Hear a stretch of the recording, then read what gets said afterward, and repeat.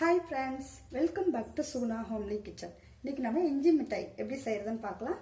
இது சின்ன குழந்தையிலேருந்து பெரியவங்க வரைக்கும் தாராளமாக சாப்பிட்டுக்கலாம். அது மாதிரி இருமல் தொந்தரவு இருக்காது, சளி தொந்தரவும் வராது. குழந்தைங்க வேற சாக்லேட் கேட்குற நேரத்துக்கு நம்ம இந்த ஒரு மிட்டாய் கொடுத்தாவே போதும், அந்த தொண்டை கரகரப்பு கூட இருக்காது. இப்போ வாங்க எப்படி செய்யறதுன்னு பார்க்கலாம். இது நம்மளுக்கு இஞ்சி விலை கம்மியாக இருக்கும்போது கொஞ்சம் பல்காக கூட செஞ்சு வச்சுக்கலாம்.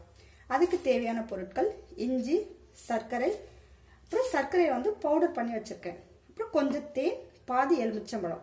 நீங்க சர்க்கரை, இஞ்சி எல்லாம் எந்த அளவுக்கு இஞ்சி சேர்க்குறீங்களோ அதுக்கு தகுந்த மாதிரி கூடவோ குறைவோ எல்லாத்தையும் சேர்த்துக்கலாம்.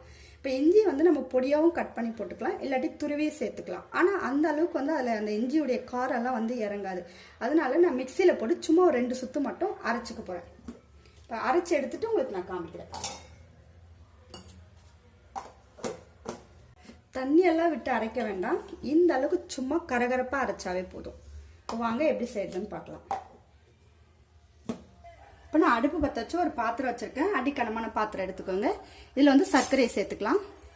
சர்க்கரையை சேர்த்த பிறகு கொஞ்சமாக தண்ணி சேர்த்துக்கோங்க, ரொம்ப அதிகமாக வேண்டாம்.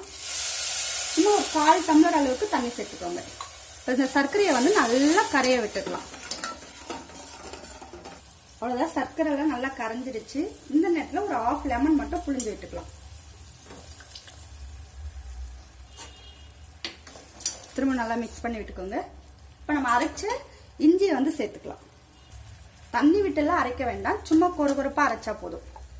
அந்த ஃப்ளேவர் நல்லா அந்த சர்க்கரை பாவுக்குள்ள இறங்கும். அதனால தான் நல்லா கொஞ்சம் அரைச்சி எடுத்துக்கணும். நம்ம அப்படியே கட் பண்ணி போட்டோம்னா அந்த அளவுக்கு அந்த காரெல்லாம் இருக்காது. இப்போ நல்லா கலந்து விட்டுக்குவோம். இப்போ லைட்டாக கொதிக்க ஆரம்பிக்கும், வடிகட்டி எடுத்துடலாம்.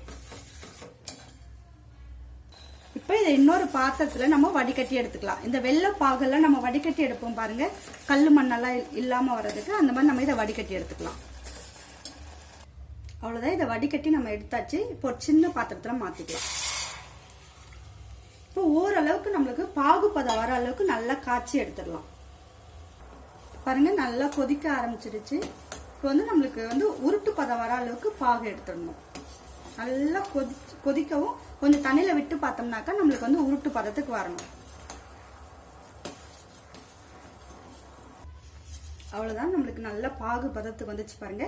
இப்போ தண்ணியில விட்டாக்கா நம்மளுக்கு அப்படியே கரைஞ்சு போகாம உருட்டு பதத்துக்கு வரணும். பாருங்க, நல்லா உருட்டு பதத்துக்கு வந்துருச்சு. இப்போ நம்ம தேன் சேர்த்துக்கலாம். தேன் சேர்த்து ஒரு 2 நிமிஷம் மட்டும் மிக்ஸ் பண்ணி விட்டா போதும். அடுப்பு ஆஃப் பண்ணிடலாம்.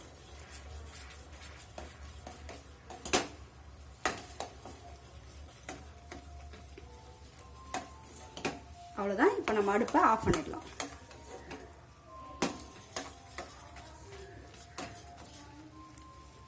அவ்வளவுதான். இப்போ ஒரு பிளேட்ல நம்ம இந்த பவுடர் சுகர் எல்லாம் நல்லா தூவி விட்டுக்கலாம்.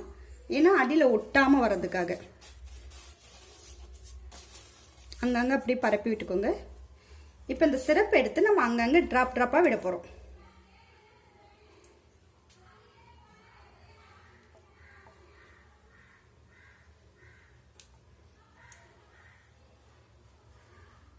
நான் இதே மாதிரி விட்டு எடுத்துட்டு உங்களுக்கு காமிக்கிறேன்.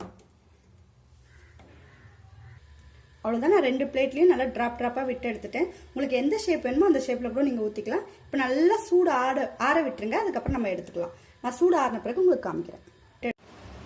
அவ்வளோதான், பாருங்க, இஞ்சி மிட்டாயெல்லாம் ஓரளவுக்கு நல்லா சூடு ஆறிடுச்சு. மேலே தொட்டு பார்த்தோம்னா இப்படி ஒட்டாம இருக்கும். நீங்க நல்லா சூடு ஆறின பிறகு கூட நீங்க எடுத்துக்கலாம். இல்லாட்டி உங்களுக்கு மிட்டாயில நல்ல ஷேப் வேணும் அப்படின்னு நினைச்சீங்கன்னாக்கா இங்க பாருங்க, நான் எடுத்து நல்லா நம்ம கைனாலே நல்லா உருட்டி கொஞ்சம் நீளமா இல்லாட்டி உருண்டையா எந்த ஷேப் வேணுமோ அந்த ஷேப்ல நம்ம உருட்டிக்கலாம். இல்லாட்டி நீங்க ஆறின பிறகு உங்களுக்கு ஷேப் வேண்டாம்னா நீங்க நல்லா சூடு ஆறின பிறகு அப்படியே எடுத்துக்கலாம். கையில நம்ம பவுடர் தட்டுல இந்த சுகர் பவுடர் தூவி இருக்கிறதுனால நம்மளுக்கு அடியில் அவ்வளோ ஒட்டாது. இப்போ பாருங்க, அப்படி ஷேப் வேணும்னு நினைச்சீங்கன்னாக்கா இந்த ஸ்டேஜ்ல இருக்கும்போது ஒரு கத்தினாலேயோ இல்லை ஸ்பூன்னாலேயோ எடுத்து நீங்க ஷேப் என்ன ஷேப் வேணுமோ அந்த ஷேப்ல நம்ம இந்த மாதிரி நல்லா உருட்டிக்கலாம். உருட்டிட்டு இந்த மாதிரி பவுடர் சுகர்ல போட்டு புரட்டி வச்சுக்கலாம். இல்லாட்டி வேண்டானாலும் அப்படியே கூட வச்சுக்கலாம். ஏன்னா நமக்கு ஒன்னோட ஒன்று ஒட்டாம இருக்கும் ஸ்டோர் பண்ணும்போது. கண்டிப்பா உங்களுக்கு இந்த வீடியோ பிடிச்சிருக்கும்னு நினைக்கிறேன். இந்த வீடியோ பிடிச்சிருந்தா லைக் பண்ணுங்க, ஷேர் பண்ணுங்க. நம்ம சேனலை புதுசா பாக்குறீங்கன்னாக்கா சப்ஸ்கிரைப் பண்ணிக்கோங்க. பக்கத்துல இருக்கிற பெல் பட்டனை கிளிக் பண்ணிக்கோங்க. அப்பதான் நான் அடுத்தடுத்து போற வீடியோ உங்களுக்கு நோட்டிபிகேஷனா வரும். தேங்க்யூ.